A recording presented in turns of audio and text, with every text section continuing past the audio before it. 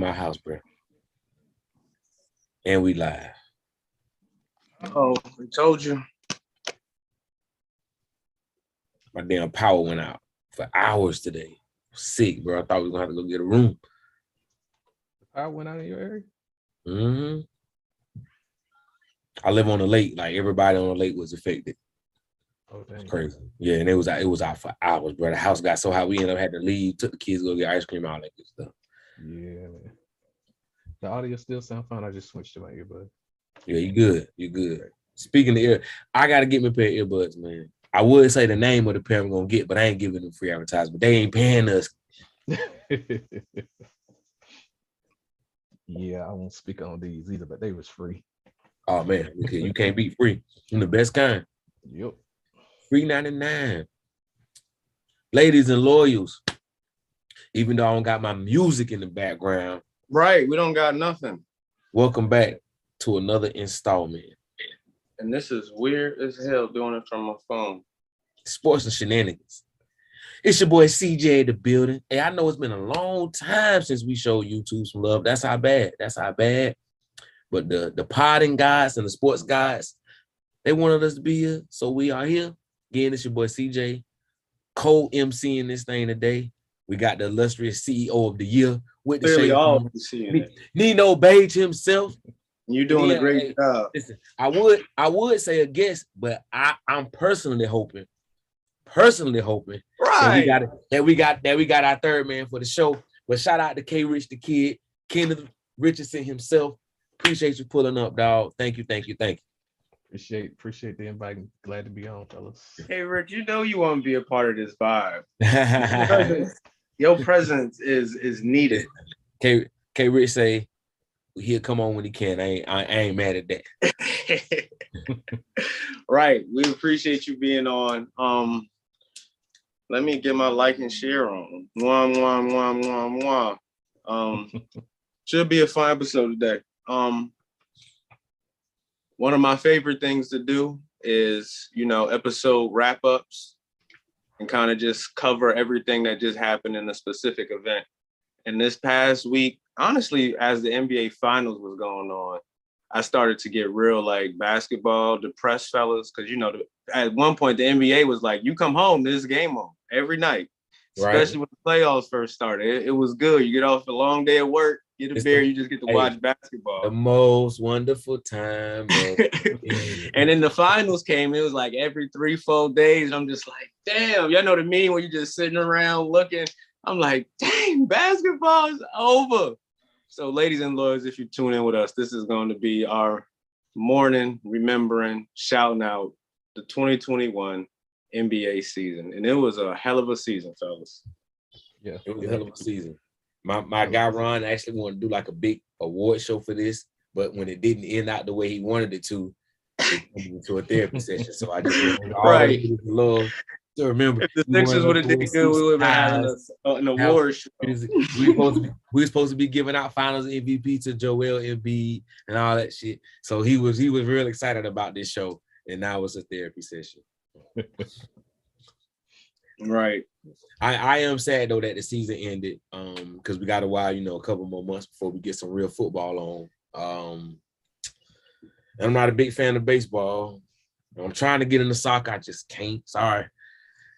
So I'm sad to see it go. This was one of the better seasons though, bro. It had so many storylines, like it had so many different angles and elements, and then a team that had all homegrown talent went on to win another championship. You love to see it. Yep. Homegrown. See, here we go. You got on that damn Golden State hat. There you go. Homegrown. It wasn't a ball team. K-Rich, Golden State Warriors drafted Andrew Wiggins, the second best player in the finals. They didn't draft him, but they didn't try to form a super team either. So yeah, they did. They formed the league's worst and greatest super team when they got KD, man. So you saying when they traded D'Angelo Russell for Andrew Wiggins, nobody batted an eyelash. Everybody was like, you know what? That might even be a better trade for whoever getting D'Angelo Russell, bro. We had all written Wiggins off. So I don't want to hear that shit. The core of that team, Steph Curry, Klay Thompson, Draymond Green. Then you want to bring up Jordan Poole. You want to bring up finding the gym it is, Gary Payton II. It's homegrown talent, bro. Put some respect on the champ's name, man. Straight out the G League.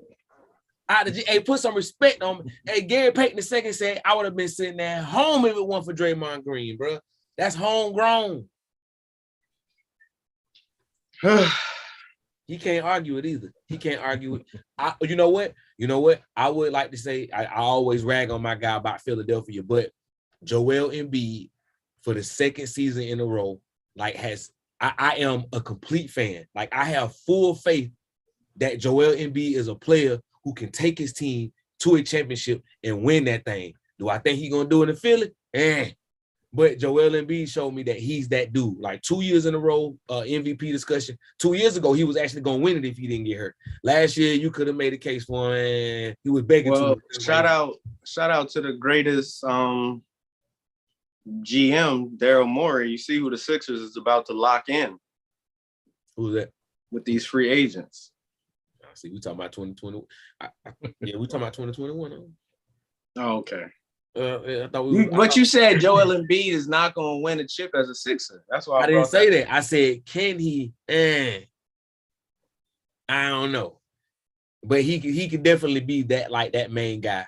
I didn't think that he had that in him. I like that. I can see what your thought process was. Like if Ben Simmons can ever really if the light comes on for Ben, if we're gonna be freaking unstoppable. And I agree with that just based on the talent that Joel has. Yeah, that's a could have been. That's a could have been. Yeah, could have been now. All right, I've officially liked and shared as much as I feel like it today. I tagged y'all in on Facebook, so let's go to the chat and see if we got anybody up in here. Nobody, of course. However, y'all still will be able to watch this in the future. It's going to be a special episode up on YouTube. What up? You know, another story time. Do what you need to do. That I like about this year is that the Buffalo Bills, the Phoenix Suns, you can't trust them. You cannot trust the Phoenix Suns, no matter how good they do. Phoenix Suns had a historic season. Chris Paul was back. Booker was doing his thing. Yeah, go ahead. And then I didn't have any respect. Like me and Ron both had them getting bounced. I don't know if we had them getting bounced when they got bounced, but we had them getting bounced. I think we even mentioned them getting swept just because they're the Suns. But it was just like to see them do that good, and then even for Patrick Beverly to bring it up on the one of them shows, he was just like, ain't nobody care about no Phoenix Suns. Like we were actually trying to get into the AFC so we could play them. Like nobody wasn't running from them. Nobody. I was like, damn.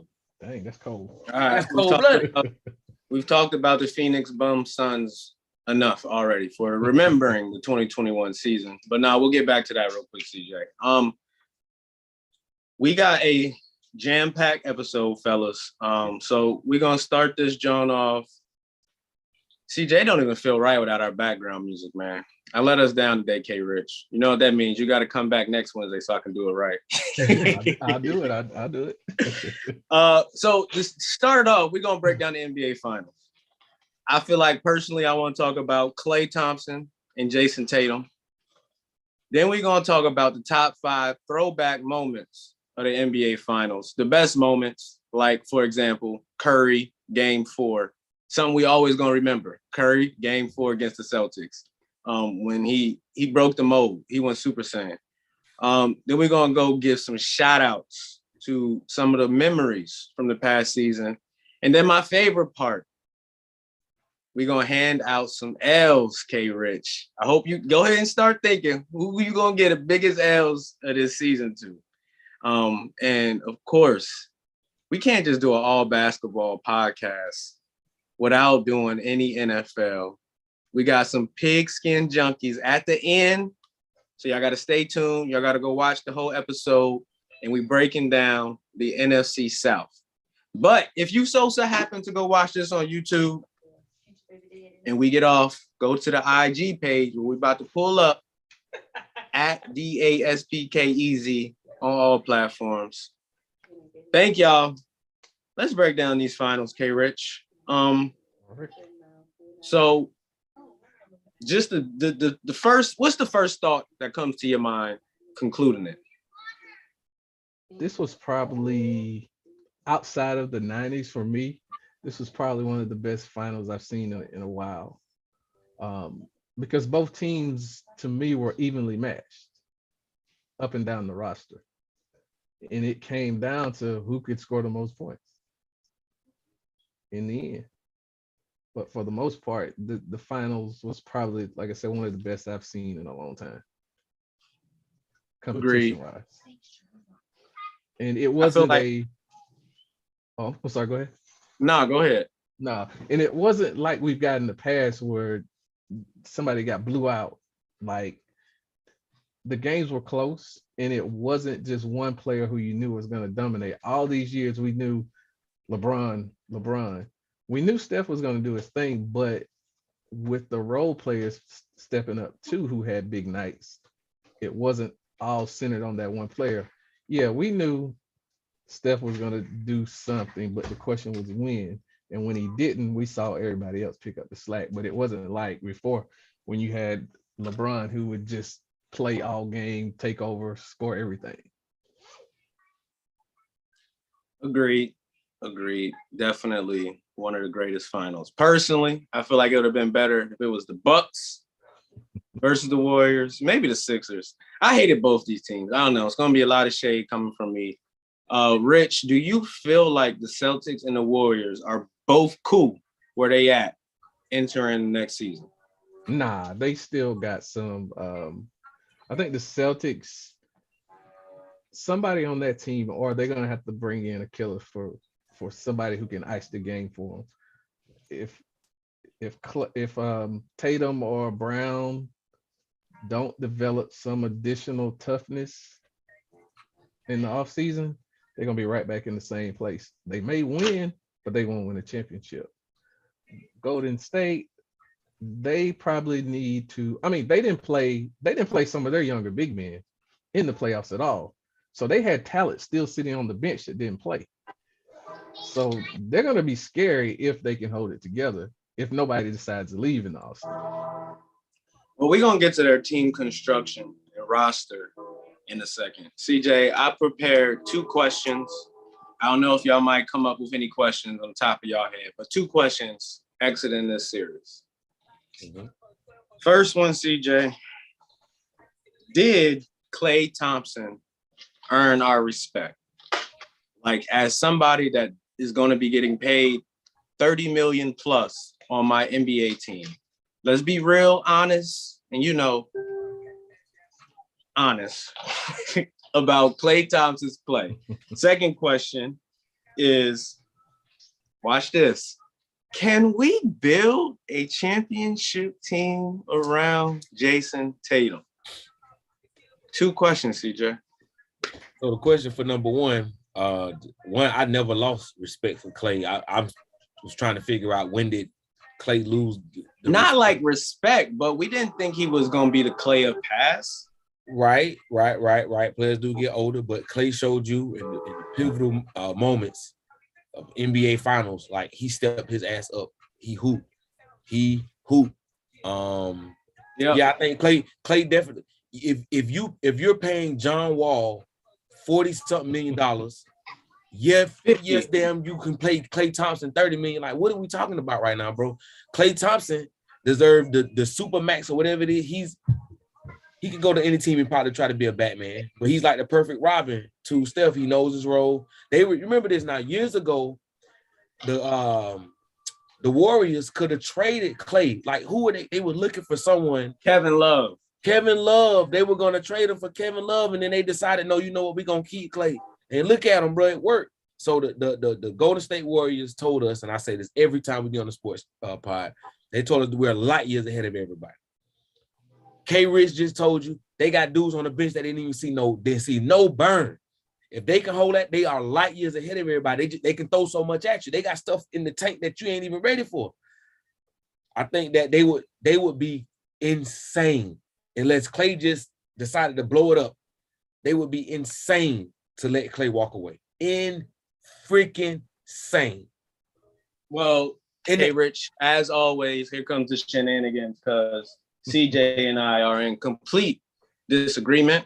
I've been saying all year long that the Warriors should trade Klay, put that package together right now, because guess what? This ain't the Splash Brothers. This ain't 2016.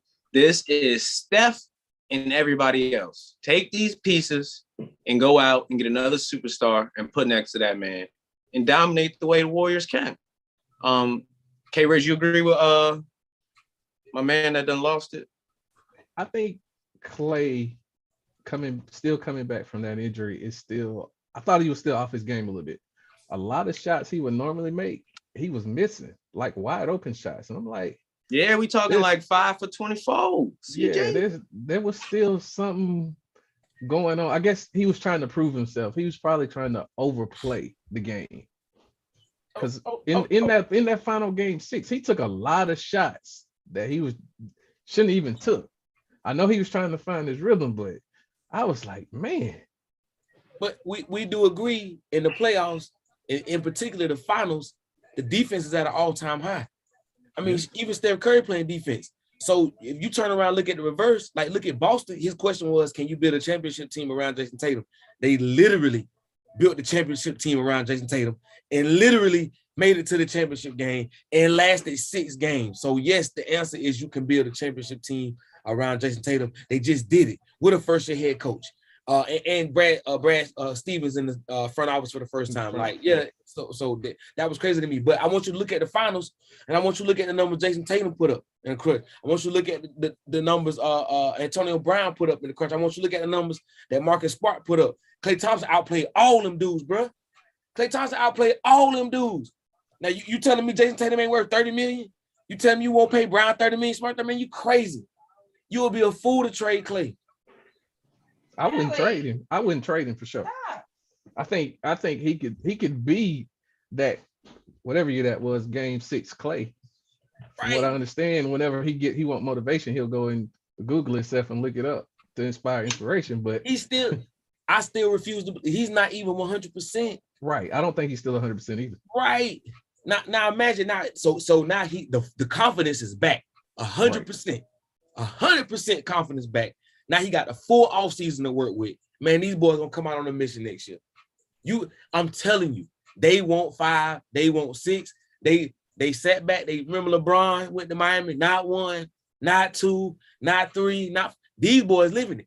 I'm telling you, Ron wants Klay out. Now Ron is biased. Ron wanted Klay out early in the season. Ron wants Klay out because he knows if Steph Curry keep winning them championships, then his GOAT LeBron. It's gonna be real hard to be telling people you to go. That he want to blow that organization up, so it's a lot of uncertainty. And first thing he gonna say, well, you know the chemistry, blah blah blah.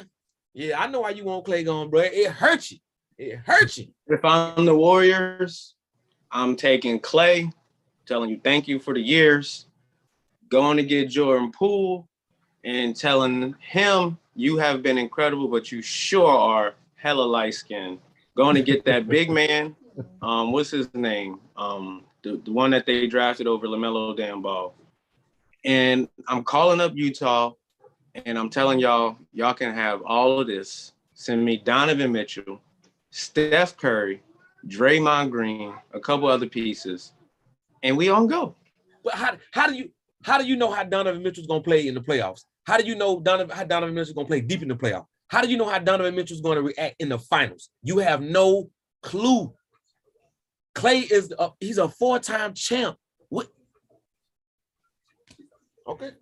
I can't, if that's your logic, but I understand. If you told me, CJ, who's the better one-on-one player, Donovan Mitchell or Klay Thompson? I think Klay plays defense better than Donovan Mitchell does. But if you're talking about one-on-one who can just score the ball better, it's Donovan. But they don't need Donovan Mitchell kind of scoring.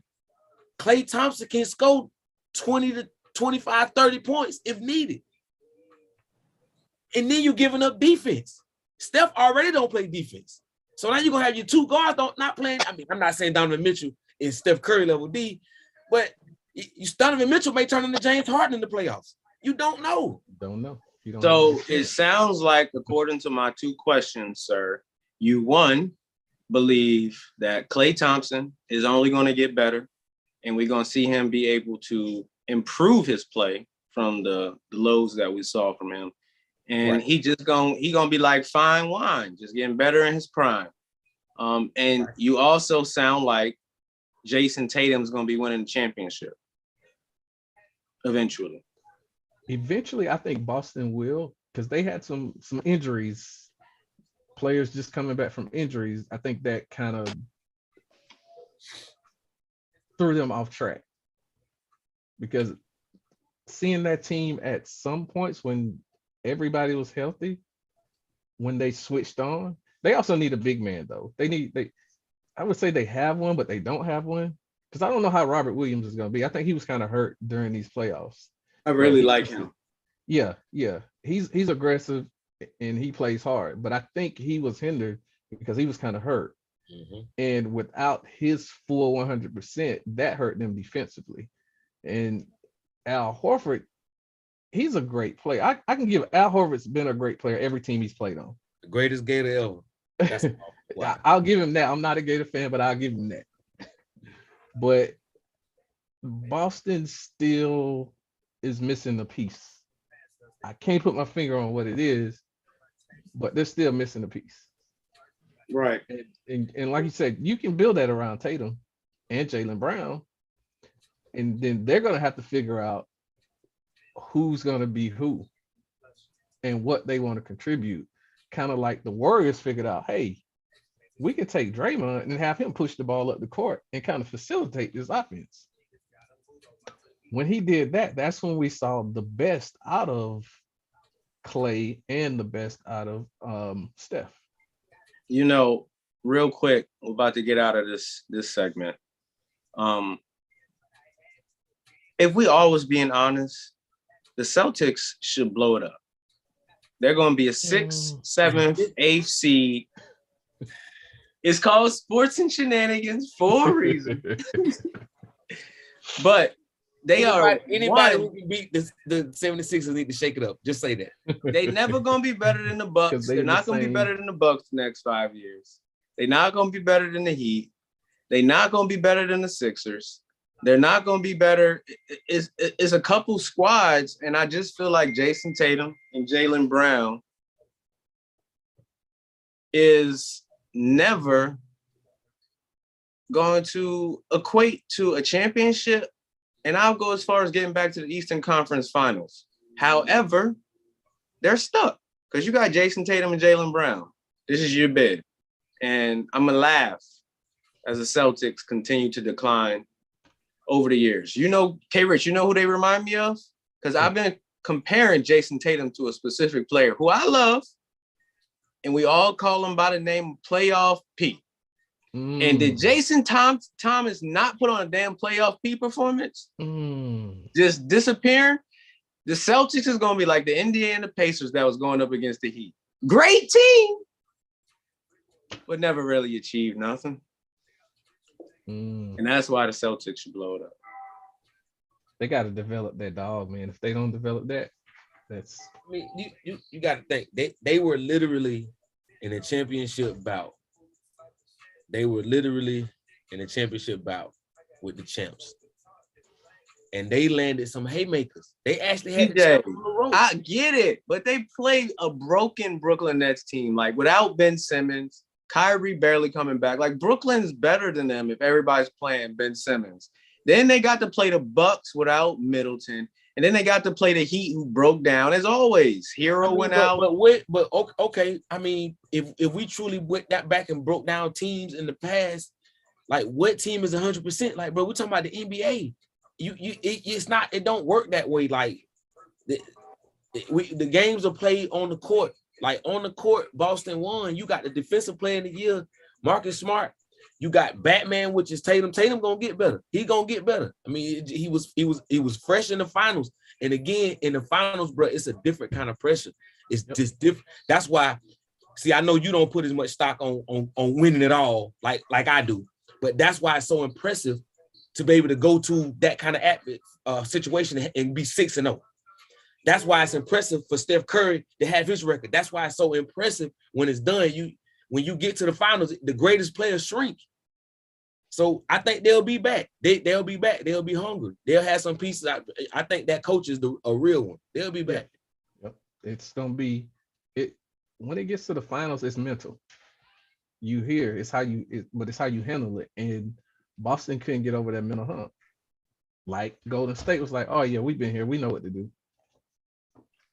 All right, that was a great opening to start the show. But you know what's going to be back next week, CJ? It's time for us to bring the GOAT debate to start the show back. Who you arguing with? We ain't going to go back to LeBron versus MJ. I think we're going to be on part 4. We're going to say that for the people because that's been building up. We might do football or something, GOATs. I don't know. But we got for the rest of the show our favorite moments from the NBA Finals, then shout outs, handing out L's, and Pigskin Junkies, NFC South. We got about 25 more minutes left in this hour before we clock out tonight, fellas. Y'all ready to go to IG? Let's do it. Let's do it. All right. I'm about to set up the live. See y'all there. YouTube, we love you. Thank you, YouTube. None of y'all showed up. Bust.